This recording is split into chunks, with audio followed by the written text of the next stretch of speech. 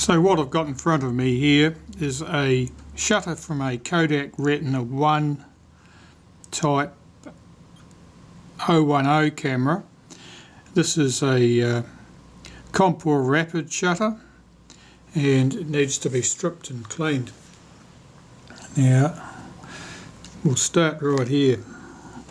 So the lenses, front and rear lens, I already know are loose. If it hadn't been loose, I would have used a friction tool to loosen that. You don't want to use pliers or anything on that, you'll make a mess of it. That's the retaining ring, and the rear lens group there, again that was already loose. In fact, it wasn't tight even when the camera arrived. So that's the lenses put aside. So from the front, what can you notice here?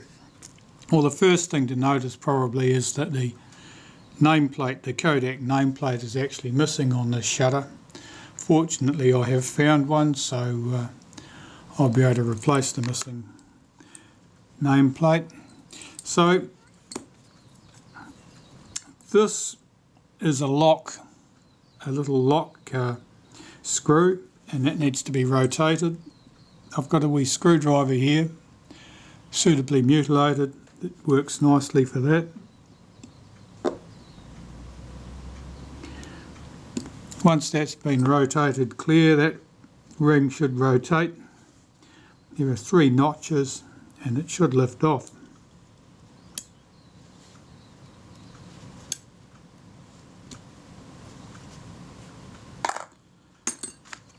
Underneath, we've got the shutter speed setting ring,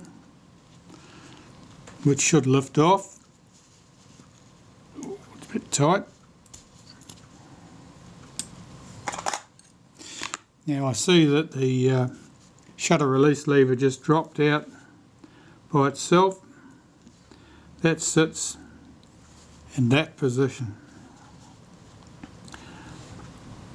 This little lever here stops you being able to depress the shutter if the shutter is not cocked. So if the shutter is cocked,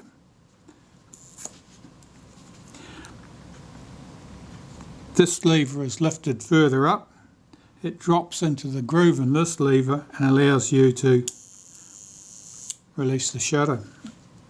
Anyway, so to take this apart, first we can take the shutter release lever off there. I want to release the spring that holds the main drive spring, which actually holds this cocking piece under tension. So I'll just lift that off its post.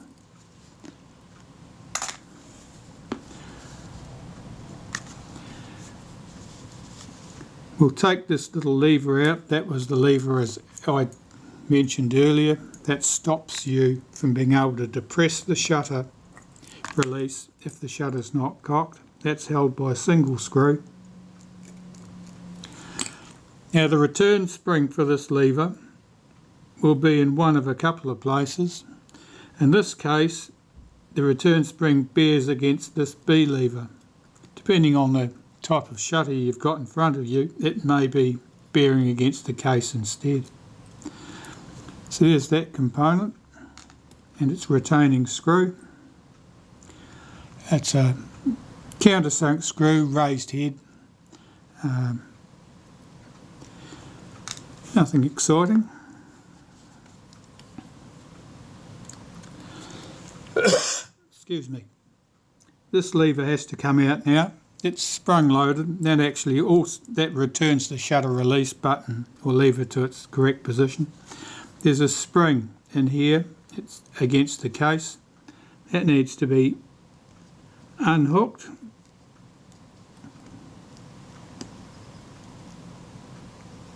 There's the end of it, and allows us to lift that off.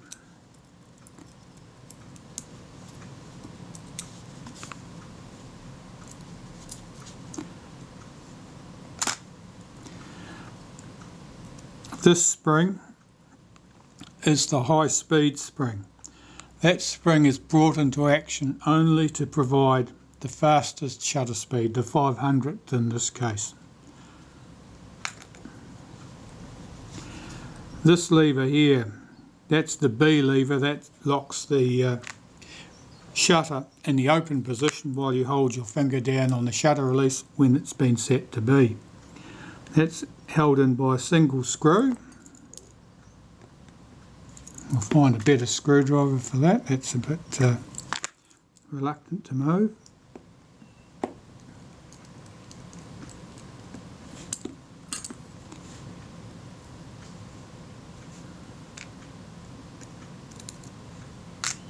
Take that lever off.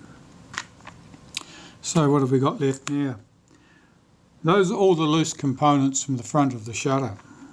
Now we can open the shutter from the back, and I'm just making sure that there's nothing on here that's going to cause me problems or get bent while I'm taking these screws out. So we've got 3 screws on the back.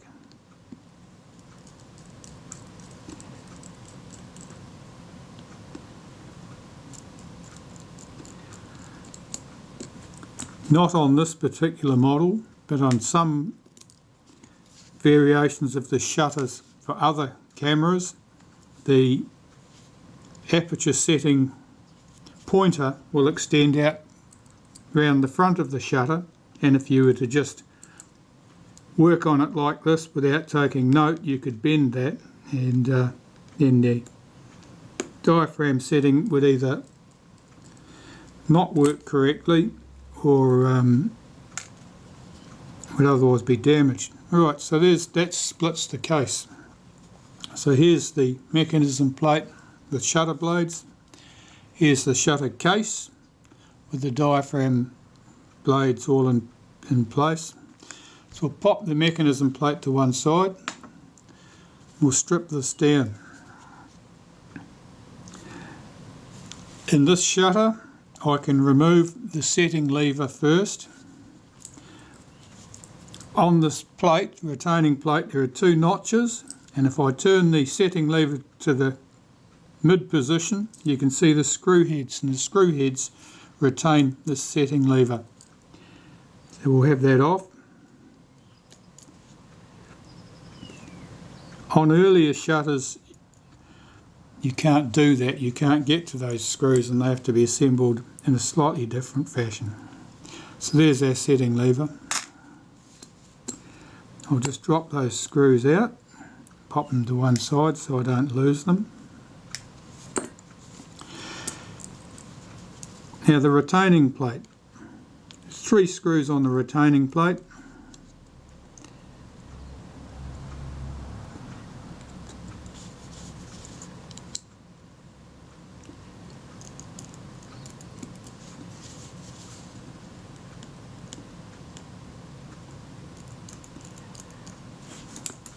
I'll just check those, make sure that they're all the same.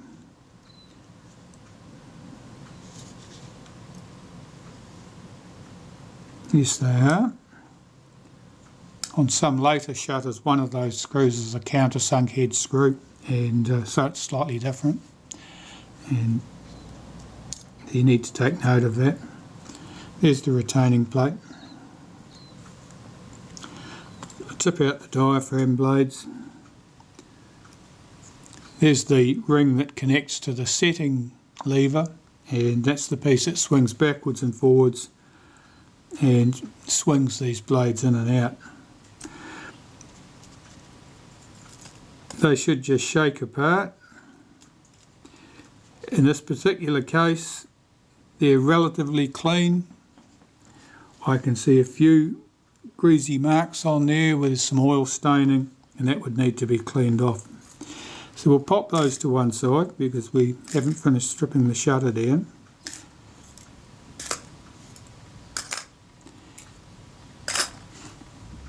And we'll go back to the mechanism plate. So the shutter blades can be tipped off. You should take notice of where the shutter blades are actually sitting at this point. One of these blades, all the blades have 2 holes at the end. One that fits over the fixed post and one that fits over the moving post. Now this blade has got an extra hole. Now that's just it. The blade is otherwise identical with all the others. That blade should be in the first position. And the first position in one of these shutters is actually here. That blade is not sitting in the first position. The blade sitting in the first position is way over here somewhere. So that just tells me that whoever assembled it previously didn't take a great deal of care about that, or wasn't aware of it. Those blades can be tipped out.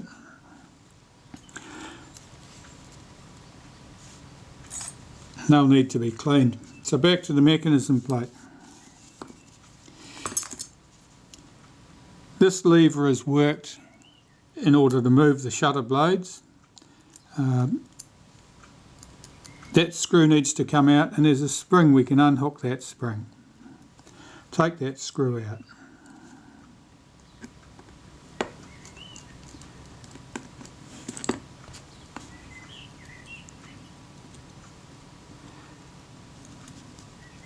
I'll pop those to one side. So we're getting right down to it now. So retaining the actuating ring here, the blade actuating ring, we've got 1, 2, 3 screws. Now they won't all be the same length. One of them's going to be the longest screw, and I think from memory it's this one is the longest screw. Those screws may or may not be retained with a bit of Loctite. So they can be hard to get loose.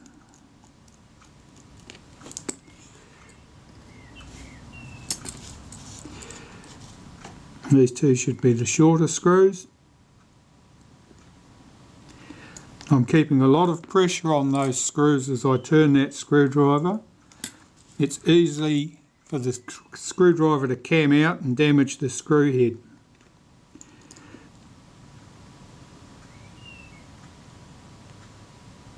Oh, yep. That one was extra tight.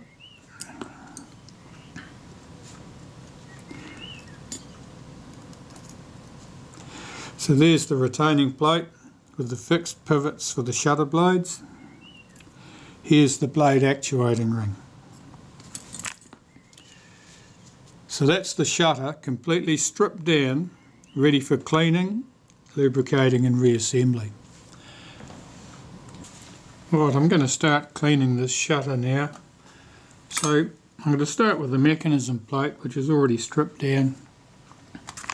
Now I always make a point of leaving the slow speed train in place. If you disturb the slow speed train by removing it from the mechanism plate, you have to then get it back in the correct position in order to get the speeds adjusted correctly. Now on these shutters, that's a very tedious business.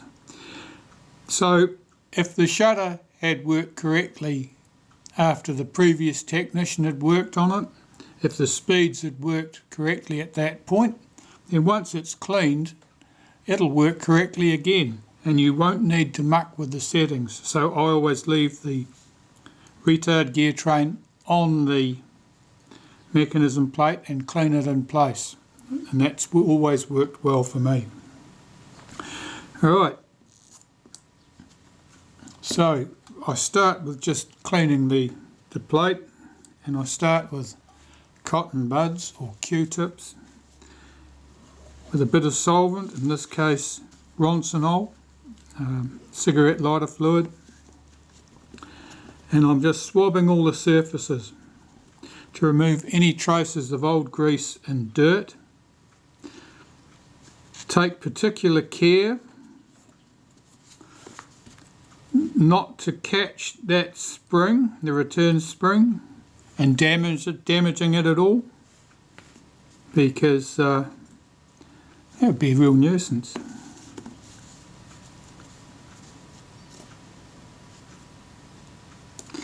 Take particular care if you are running your cotton bud round the back of this retard gear train. I've got that in the cocked position, and the return spring on it is nicely tucked up against the body, and that's quite useful because if it is not, then when I run the cotton bud round there, it could catch that spring and damage it. I don't want to do that. You can see, as I work that mechanism, you may see that swing in and out.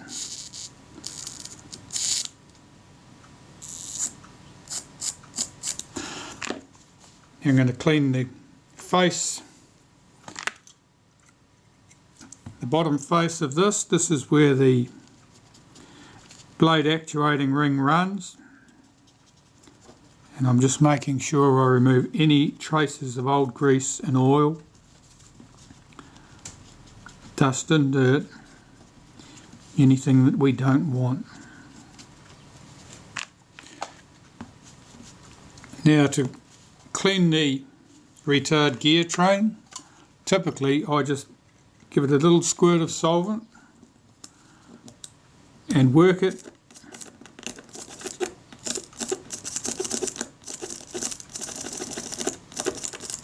multiple times. Blow out that solvent, do the same again.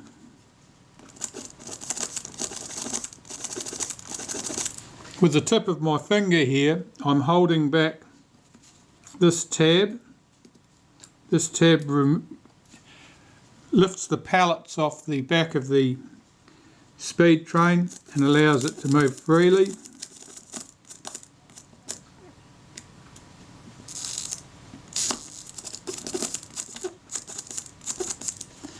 That's moving nicely.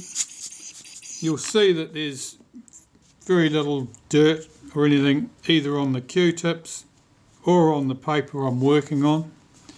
That shows me that the shutter was quite clean, very little oil contamination or dirt.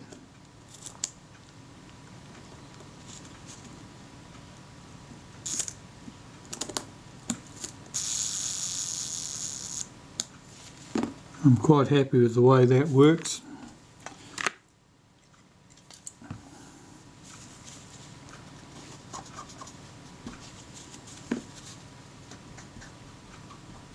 Just carefully wiping those surfaces, make sure there's nothing there I would rather have gone. That looks good, so I'm happy with that component. We'll pop that to one side.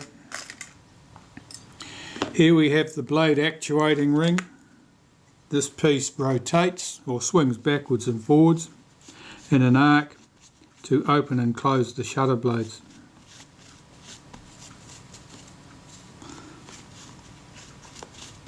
You can see a lot more dirt appearing on that cotton bud, and that will be a combination of the old lubricant and dust and dirt.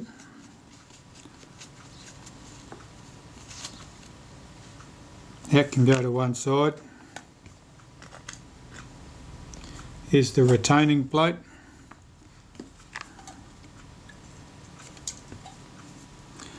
Because this has a broad surface, comes in contact with the diaphragm blades,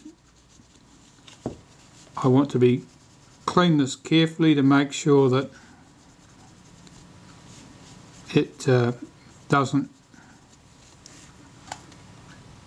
have any contaminants on it.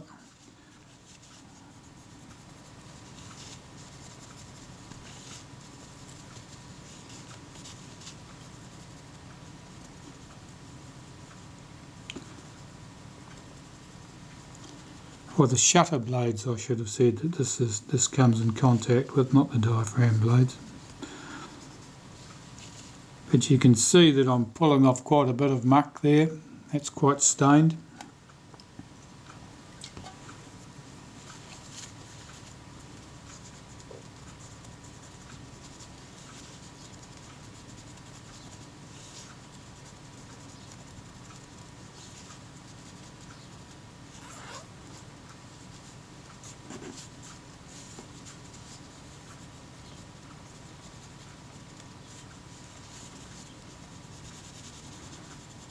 this face just runs against that blade actuating ring. That's nowhere near as fussy. That's good. So those components are cleaned.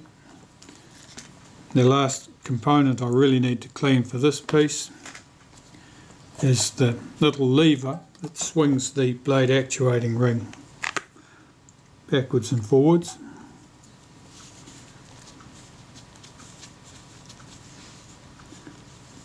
And I'm fortunate in this case that this shutter is quite clean and apparently in pretty good order.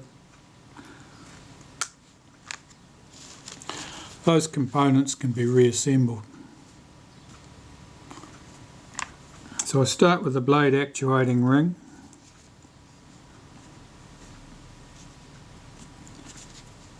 There's a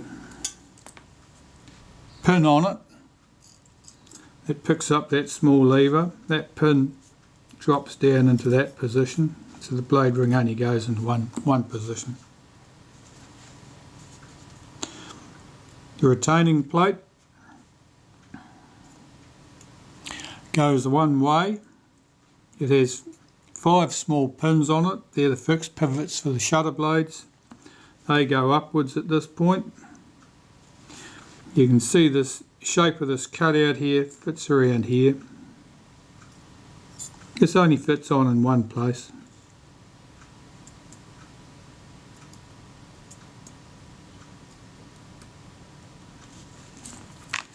And then we have our 3 screws to retain this plate.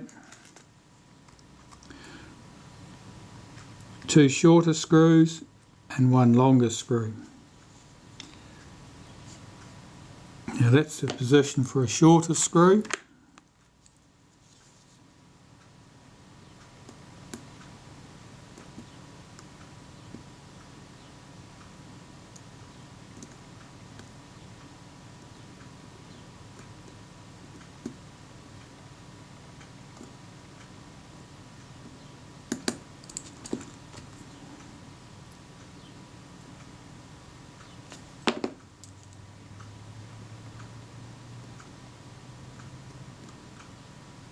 Screws are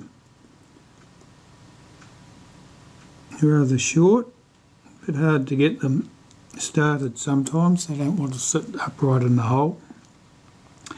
Now I've had 2 longer screws. Now I've got to remind myself which is the longest screw, and it's this one. This screw would come through into the bottom of that track, so that would have to be the short screw. So we'll pop the short screw in place.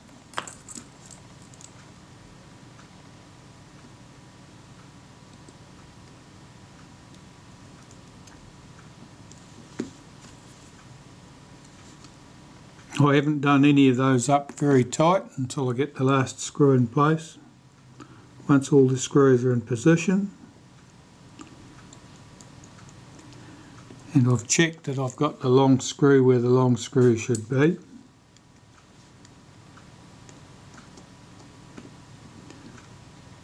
Those screws can now be nipped up.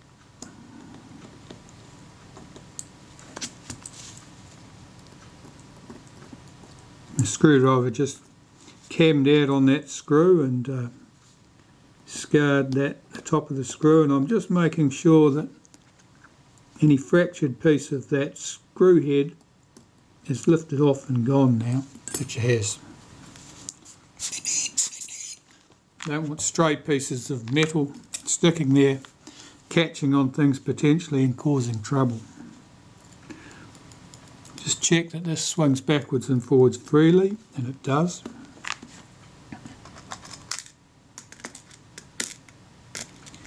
Here is our lever and its screw.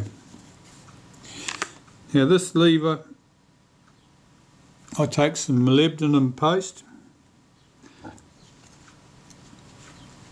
and I want to put a touch into the slot at the end that acts on that pin on the blade actuating ring, and a tiny smear on the pivot.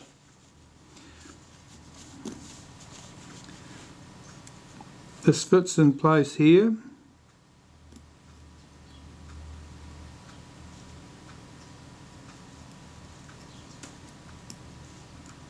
Well, I can get it to settle correctly over the pins.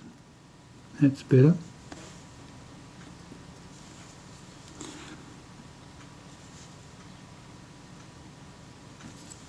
And we'll screw that back home.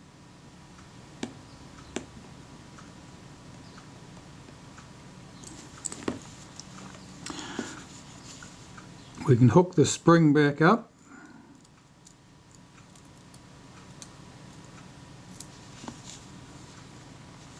And check by flicking the lever and releasing it that it moves freely, no reluctance, no drag. So that part is all clean, and we'll pop that to one side.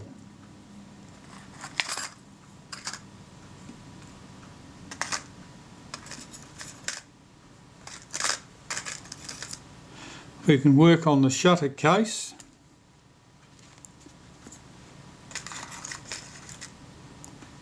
And the diaphragm retaining ring and the ring that rotates and actuates the diaphragm. So these parts need to be cleaned in much the same fashion. So again, I used a bit of solvent on a cotton bud and I swabbed the case. Swab the inside of the case carefully to remove any contaminants. You can see by the colour of that, there's a bit of dirt there. And this should be cleaned until the Q-tips come away comparatively clean. You'll always get a little bit of colour, even if you're just rubbing off aluminium.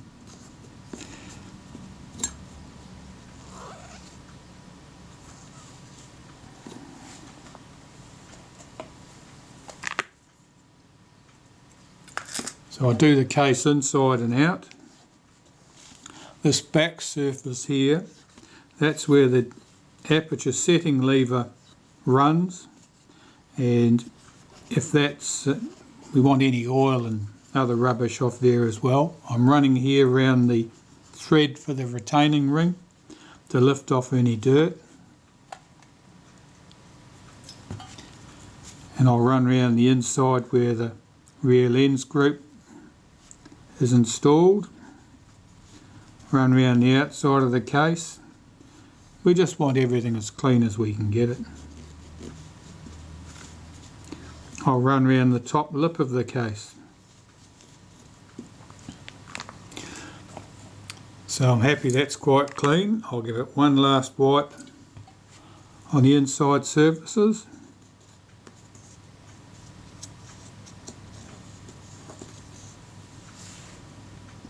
That's good.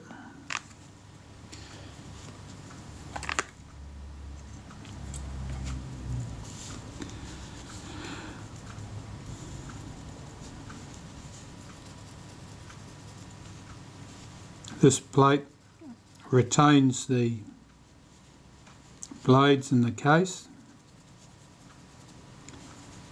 and as a result we want these surfaces cleaned. One side of this plate is in close contact with the diaphragm blades, one side of this plate's in close contact with the shutter blades.